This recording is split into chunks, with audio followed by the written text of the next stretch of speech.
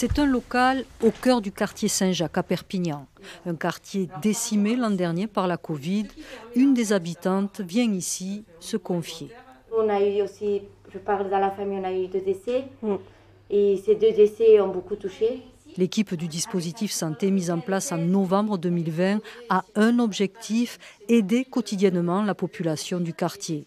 C'est moi qui réponds au téléphone, vous pouvez m'appeler même samedi, dimanche, il n'y a pas de souci. Cette écoute est indispensable pour surmonter le traumatisme de la première vague. Ça a été très difficile pour la communauté. Heureusement qu'Audrey était présente aussi. Elle nous venait à domicile pour prendre soin de nous. Marion pouvait l'appeler aussi. Je mettais le haut-parleur et parlais avec mon fils, des consultations comme ça par téléphone.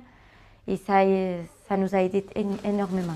Endiguer la Covid, mais aussi les maladies chroniques, poussent l'équipe à agir également à domicile.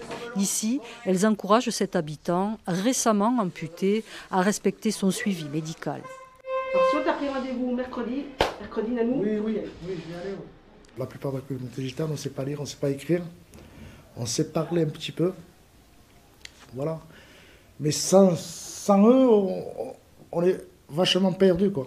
On peut tout à fait lui prendre les rendez-vous, on peut l'accompagner à ses rendez-vous. On récupère les comptes rendus, du coup, en fait, on a une copie de son dossier médical. Malgré l'efficacité de ce dispositif santé, sa pérennité n'est pas assurée. Pour la coordinatrice, les moyens manquent. Si les financements ne sont pas à la hauteur du budget prévisionnel, on va devoir agir moins. Donc, soit réduire la voilure. Donc là, le dispositif Sylvia, elle a 20 heures par semaine et Audrey 7 heures par semaine. Ben, imaginons que si on n'a que la moitié, on ne pourra pas continuer à cette hauteur-là. Le soutien financier devrait être reconduit par les pouvoirs publics, mais ce n'est toujours pas confirmé.